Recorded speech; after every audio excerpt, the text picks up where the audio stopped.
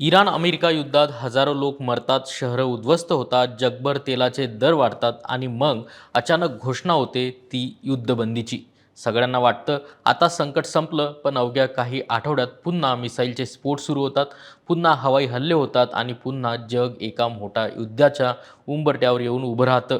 मग सर्वसामान्य माणसाच्या मनात एकच प्रश्न निर्माण होतो, जर युद्ध थांबवायचंच नव्हतं तर युद्धबंदीची घोषणा कशासाठी केली? आणि जर करार झाला होता तर तो इतक्या लवकर कसा मोडला? आज आपण नेमकं हेच समजून घेणार आहोत. कारण हा फक्त इराण, अमेरिका आणि इस्रायलचा संघर्ष नाही. हा संघर्ष आहे जागतिक राजकारण, तेल नियंत्रण, सामरिक शक्तीचा आणि विश्वास तुटल्यावर काय घडू शकतं याचा. नमस्कार, मी संदीप. तुम्ही पाहत आहात सकाळ. सुरुवातीला एक गोष्ट समजून घेणं खूप महत्त्वाचं आहे. कोणत्याही मोठ्या युद्धामध्ये युद्धबंदी म्हणजे कायमची शांतता नसते. अनेकदा ती फक्त दोन्ही बाजूंना श्वास घेण्यासाठी मिळालेली तात्पुरती संधी असते. बाहेरून पाहिलं तर बंदुका शांत झालेल्या दिसतात, पण पडद्यामागे राजकीय चर्चा, लष्करी तयारी आणि पुढच्या डावपेचांची आखणी सुरूच असते. त्यामुळे युद्धबंदीची आणि शांतता करार या दोन्ही वेगळ्या गोष्टी आहेत. युद्धबंदी म्हणजे लढाईला तात्पुरता ब्रेक, तर कायमचा शांतता करार म्हणजे मूळ प्रश्नांवर तोडगा. याच पार्श्वभूमीवर एप्रिल 2026 युद्धबंदी जाहीर झाली. त्यावेळी दोन्ही बाजूंनी स्वतःचा विजय झाल्याचा दावा करण्यात आला. अमेरिका आणि इस्रायल म्हणाले की इराणच्या अणुकार्यक्रमाला मोठा धक्का दिला, क्षेपणास्त्र केंद्रांवर कारवाई केली आणि त्यांची लष्करी क्षमता कमकुवत केली. दुसरीकडे इराणने सांगितलं की त्यांनी जगातील सर्वात महत्त्वाच्या तेल मार्गांपैकी एक असलेल्या स्ट्रेट ऑफ हॉर्मुझवर दबाव निर्माण करून स्वतःची ताकद दाखवली. म्हणजेच दोन्ही बाजूंना वाटत होतं की त्यांनी काहीतरी मिळवलं आहे. अशा परिस्थितीत पाकिस्तान, चीन आणि कतारसारख्या देशांच्या मध्यस्थीने युद्ध थांबवण्याचा प्रयत्न झाला. पण खरी गोष्ट इथून सुरू होते. जूनमध्ये दोन्ही बाजूंमध्ये 14 मुद्द्यांवर सामंजस्य करार झाला. त्यामध्ये होर्मुझ पुन्हा सुरू करणे, काही निर्बंध शिथिल करणे, नौदलाचा तणाव कमी करणे आणि अणु कार्यक्रमावर पुढील 60 दिवसात चर्चा पूर्ण करणे अशा गोष्टी ठरल्या. एकायला सगळं व्यवस्थित वाटत होतं. मग प्रश्न पडतो, एवढं सगळं ठरलं असताना पुन्हा युद्ध का सुरू झालं?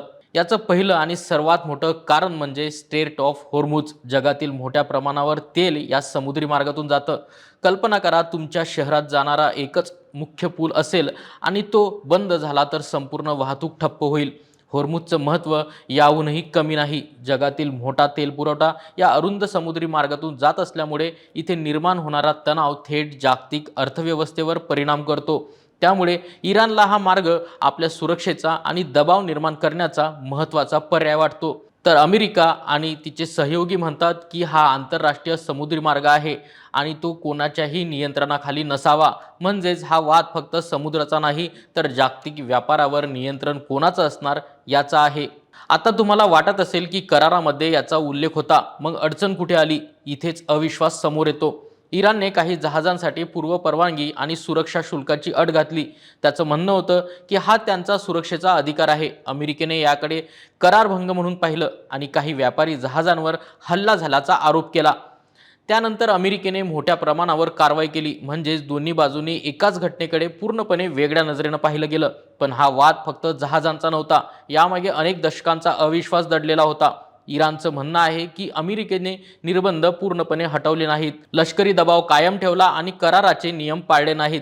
तर अमेरिका म्हणते की इराण अजूनही आपल्या प्रादेशिक प्रभावासाठी विविध गटांना पाठिंबा देत आहे, अणु कार्यक्रमाबाबत पूर्ण पारदर्शकता दाखवत नाही आणि कराराचा वापर वेळ मिळवण्यासाठी करत आहे. आता इराणचा अंतर्गत परिस्थितीकडे पाहूया. युद्धामुळे लष्करी आणि आर्थिक नुकसान झालं होतं. अशा परिस्थितीत कोणत्याही सरकारसमोर दोन मोठी आव्हानं असतात. एक म्हणजेच देशातील जनतेला दाखवायचं की आपण अजूनही मजबूत आहोत आणि दुसरं म्हणजेच बाहेरच्या जगाला संदेश द्यायचा की आपण दबावाखाली झुकणार नाही.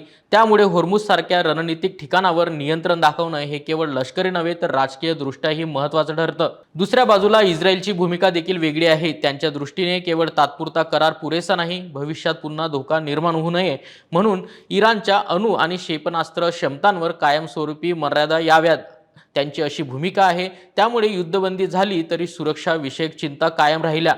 लेबनॉनमधील तणाव, सीमावाद आणि प्रादेशिक गटांच्या हालचाली यामुळे परिस्थिती आणखी गुंतागुंतीची झाली. पण याचा परिणाम फक्त मध्य पूर्वेत मर्यादित राहत नाही. तेलाचे दर वाढले की त्याचा परिणाम आपल्या खिशावर होतो. पेट्रोल आणि डिझेल महागलं की वाहतूक खर्च वाढतो. वाहतूक महागली की अन्नधान्यापासून उद्योगांपर्यंत जवळपास प्रत्येक गोष्टीची किंमत वाढते. त्यामुळे हजारो किलोमीटर दूर असलेलं युद्धही भारतासारख्या देशातील सामान्य नागरिकाच्या जीवनावर परिणाम करू शकतं.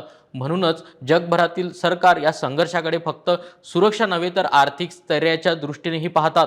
आता सर्वात महत्त्वाचा प्रश्न, पुढे काय होऊ शकतं? जर दोन्ही बाजूंनी पुन्हा चर्चेचा मार्ग स्वीकारला तर तणाव कमी होण्याची शक्यता आहे. मध्यस्थी करणारे देश पुन्हा पुढे येऊ शकतात. निर्बंधांमध्ये सवलत, अणुकार्यक्रमावर आंतरराष्ट्रीय देखरेख आणि समुद्री मार्ग सुरक्षित ठेवण्याबाबत नवा करार होऊ शकतो. पण दुसरी शक्यता तितकीच गंभीर आहे. जर हल्ले आणि प्रत्युत्तराचं चक्र असंच सुरू राहिलं तर संघर्ष अधिक मोठा होऊ शकतो आणि त्याचा परिणाम जागतिक अर्थव्यवस्थेवर होऊ शकतो. तुमच्या मते इराण, अमेरिका आणि इस्रायल यांच्यात पुन्हा कायमस्वरूपी शांतता प्रस्थापित होऊ शकते का? की हा संघर्ष अजून अनेक वर्ष सुरू राहील? स्टेट ऑफ हॉर्मुझ सारख्या महत्त्वाच्या समुद्री मार्गावर कोणत्याही एका देशाचं नियंत्रण असावं का? की तो पूर्णपणे आंतरराष्ट्रीय व्यवस्थापनाखाली असावा?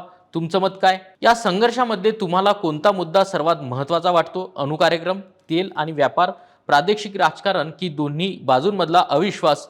आम्हाला कमेंटमध्ये नक्की सांगा. महाराष्ट्रातील सर्व बातम्यांचे विश्वासार्ह व्यासपीठ. सकाळच्या सर्व सोशल मीडिया प्लॅटफॉर्मला लाईक, फॉलो आणि सबस्क्राईब करा.